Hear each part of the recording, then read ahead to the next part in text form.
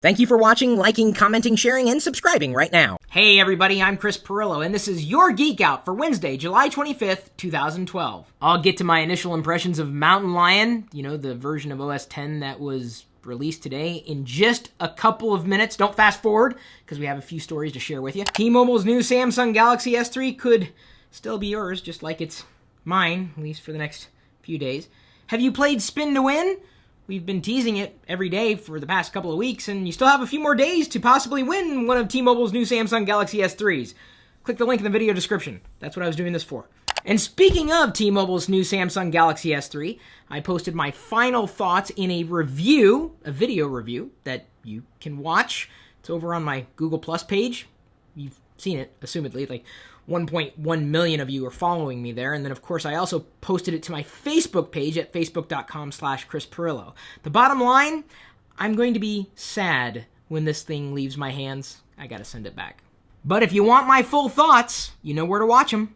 Forum apps for mobile devices. Do you guys participate in forums? I used to be a very, very, very, very, very, very heavy user of forums back in the day. And then I kind of drifted away from them. Granted, we have help.lockergnome.com, geekwith.com, lockergnome.net, and they're all kind of forum-ish. And so if you still love forums, there's software that's going to be optimized for your mobile experience. Unless, of course, you try visiting, a forum in your phone and it's just not formatted very well and you're frustrated and you're fine with being frustrated, you just don't want to use any other software. No, use software that's optimized for that experience. If you still love forums. I assume you use forums, don't you?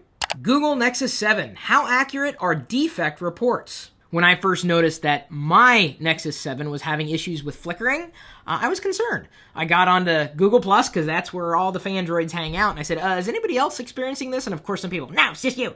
But then other people said, no, it's not just you. Check out this video, or check out this link, or check out this link to the forum. And apparently there have been some defects, some issues with the Nexus 7. So I tried everything that I possibly could think of, including some suggestions from you, like increasing the brightness to full, but still saw some flickering issues. To Google's credit, I found their support page, which is a little difficult to find initially, but posted something. I said, hey, this is what's going on. Do I need to get a replacement or what? They didn't really respond other than saying, here, send it back and we will send you another one. I'm like, wow, cool. That was pretty easy. Do you know how to drive a manual transmission? Geeks seem to love their cars, just like Dan Gray. The car that I first drove, as a car that was my own, learning how to drive, was the manual. It was an old, beat-up, but nice vehicle, a convertible Bug that was hot in the summer and cold in the winter, although not too hot because it was convertible. I can take the top down in summer, not winter. And I learned how to drive a stick shift. And I could still do it today. It would be a little bit of a challenge because I'm used to riding in a car in the driver's seat. I know, you're not driving if it's not a manual transmission. I would be fine never driving a manual transmission stick shift car again. Ever. Hands-on with Verizon's Droid Razr Maxx. Not me, I didn't have it, but we had a guest blogger who has been using this particular phone, and they've been really happy with it.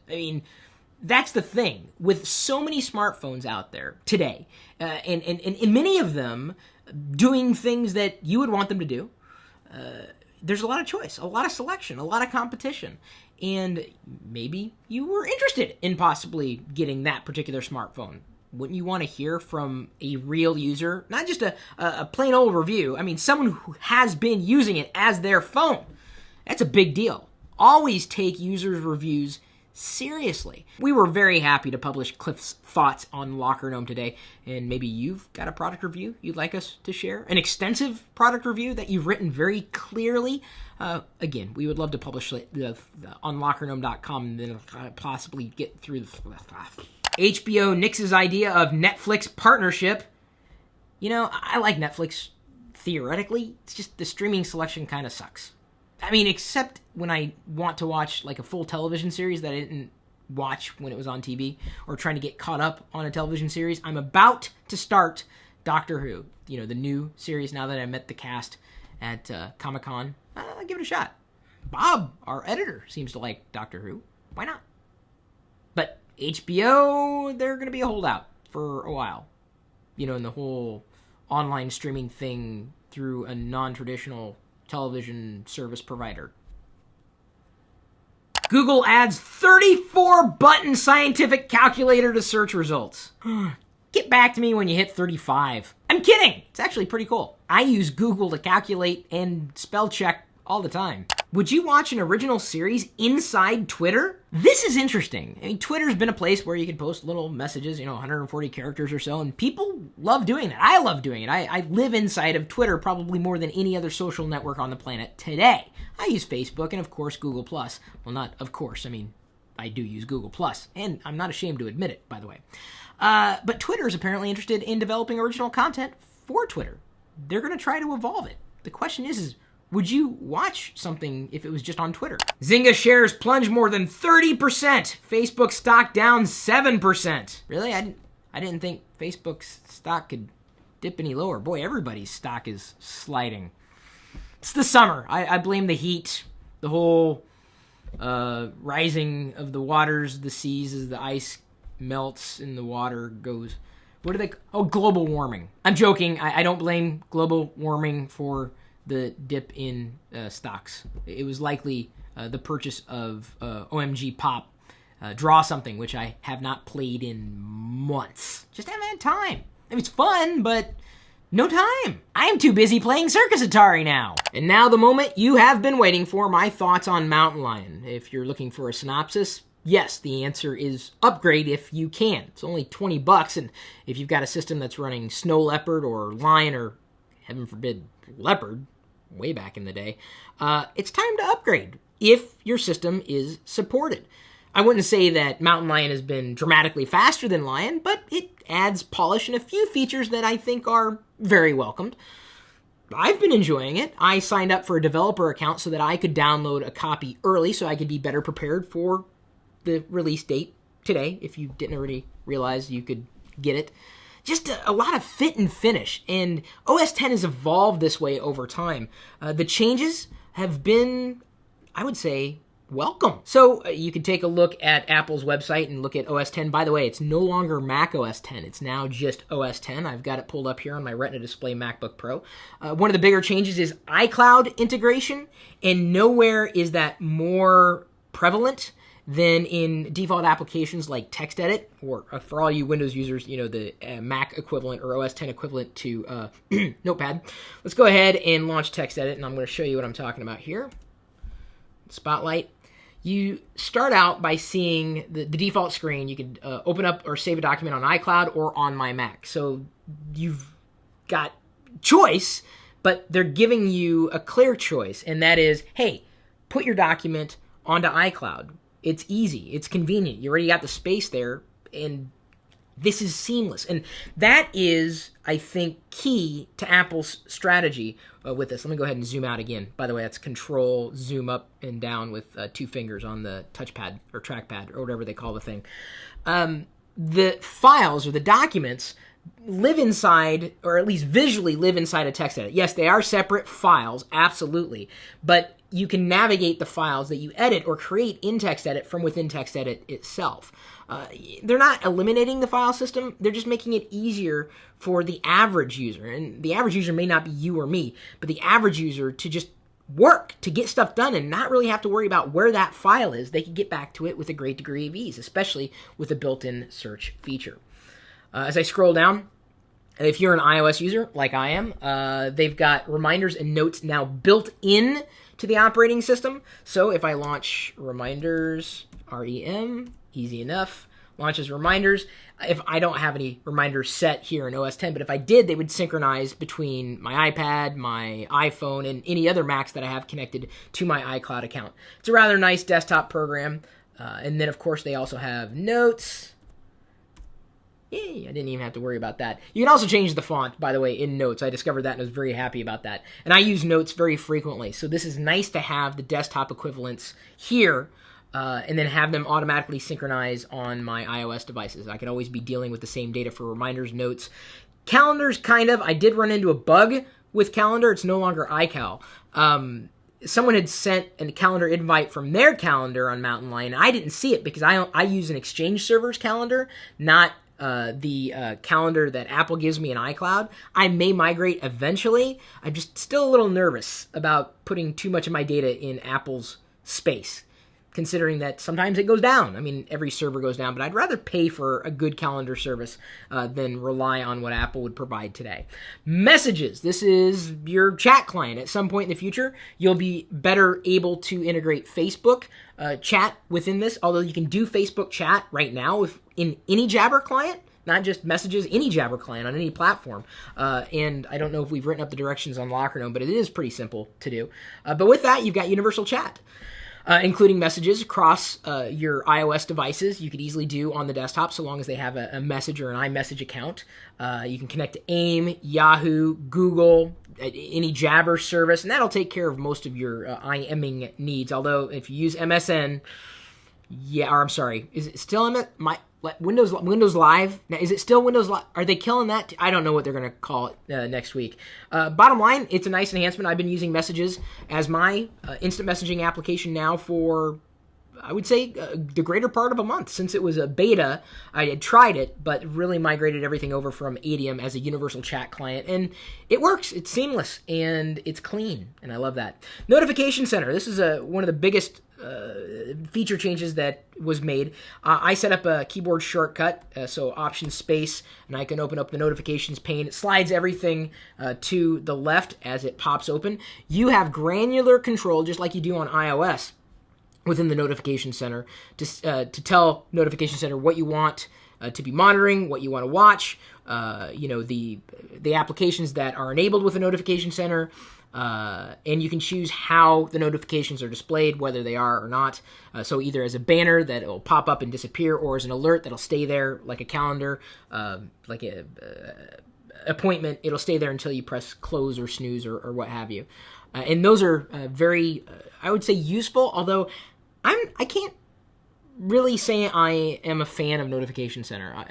It's okay, but it's not like a necessary thing. I like it for being able to view the calendar, but I guess I'm not using a lot of applications that require or really rely on the Notification Center. I check my inbox all the time. I don't need to be notified. I use another application to manage Twitter. Facebook functionality will be coming, although I was able to download a beta using the developer access. And so right now what you can do is you can click from the top of the Notification Center and tweet right from there. Or when you have the Facebook extensions installed, and that will be available publicly here in a couple months, you can post to Facebook from within the Notification Center. And those things are, I would say, pretty nice to have just at your fingertips. Notification Center, I expect, will get more application support over time. It's nice, an incremental change, but I would not say the only reason you would want to upgrade. Power Nap, a big deal if you have a newer MacBook or a Mac. You can basically keep it doing things even while it sleeps. Stays up to date. Dictation. This is very, very useful if you were used to dictation on iOS. Sorry, I almost stopped myself from saying iOS, but that's indeed what it is. Let me go ahead and launch TextEdit again just to show you. Well, actually, I can do notes too. I'd had notes open. Here we go. Let's create a new note. Little plus sign. And I'm going to expand it just a bit. I'm also going to zoom in here so you can see it a little more clearly. Sorry, and do a little thing. Okay, so what should I say? So to turn it on, you just tap the function key twice if you have that on your keyboard. The quick brown fox jumped over the lazy dog, period. I am doing this review live as I'm recording it to tape by way of iMovie to be uploaded to YouTube soon! ! Double tap twice or press done. Quick brown fox jump over the lazy dog. I am doing this review live, okay, as I'm recording it today by way of iMovie to be uploaded to YouTube soon. Not bad as far as dictation software is concerned. Just one little mistake. So it does work, and it's built in, and it's just another one of those things that you may want to have at your fingertips. Sharing, this is apparently a big deal for some people. You can more easily share things now with these share sheets. There are easier ways of sharing between connected services on the computer. I can share this document by way of email, message, AirDrop, and then assumedly as more applications came along that were compatible with that particular file format, I could share it by way of that universal button. for sharing. Facebook is coming, and they say coming this fall. As I said, I do have that installed by way of the developer account. Tweet right from your apps. I guess it's a big deal for some of you guys. Airplay is really neat. So if I had an Apple TV in this room, I'd be able to show you. But now, if I'm connected to the internet and my local network, I could put this screen, or I should say push it, onto an Apple TV. That's a big deal. To automatically, easily share your screen wirelessly to an Apple TV. If you didn't have an Apple TV, it's like $99. You could probably buy a previous generation for even cheaper than that, like the one that I have, or the two that I have, are previous gen. I don't have the new Apple TVs. But it's cool. So now you can do whatever you want here, but you can do it on the big screen, so long as you have an Apple TV connected to it. Game Center, if you guys are a gamer, a great way of staying connected with your friends, that if you've connected with them on Game Center, challenges, turn-based play, and this is pretty much a conduit between iOS devices and the desktop. Gatekeeper is a big deal for new users, keeping them safe from stuff that they should not be downloading. Basically, it's safer if you just download through the App Store and through signed or with signed applications, applications that developers have paid to have signed by Apple. And that's a system that, while imperfect right now, I think will continue to be refined. You can always toggle the option to use applications that aren't signed, as I had to do for Dropbox and a few other apps that weren't ready yet. Safari got some changes, probably a bigger deal if you're on iOS than anything. Then they say, all new features for China, which I guess wasn't like thrilling for me because I'm not Chinese. They updated a few other little things inside the operating system, including when you copy a file or move a file, you get this nice little bar indicator as the file is copying to give you a visual idea of how long it's going to take for the file transfer to actually complete. They improved the contacts application. A lot of finer touches, I would say, in OS X Mountain Lion. And as I move this out of the way without dropping it off the side of the desk, again, I would say it was worth the upgrade. You've got nothing to lose except for $20 unless you bought a Mac recently, and then you get the Mountain Lion upgrade for free. And the thing that I gotta respect about Apple and the way they've done things all along, even when it was more expensive to upgrade the operating system, one license is for all of your Macs. So if you have 5 Macs, you only need to buy Mountain Lion once and tied to your account, you're good to go. You don't need to buy it 5 times over. And I've appreciated that forever. I wish, Microsoft is kind of getting that idea. Eventually it'll get there, knock on wood. And speaking of, one of the guys who works with Valve apparently thinks that Windows 8 is going to be a catastrophe as far as gaming is concerned. It's one of the reasons why they're going to start developing Steam for Linux, which is cool. I mean, they've already had it for Mac, for OS X. Mac is the computer, OS X is the software. I gotta remember the terminology. Whoa! Here's a rumor I just caught. $1,000 for the cheapest Surface. This latest rumor has Microsoft fanboys feeling downcast. Wow. I guess that's okay. I would have hoped for maybe a $500 Surface tablet running Windows 8. I could still hope. I have hope. Do you have hope? Any questions for me? Feel free to ask. I'll do my best to answer them in future Geek Outs. Anything goes, really. Most of the time that we spent today was talking about my thoughts on Mountain Lion and some of the new features, at least if you didn't already know the new features.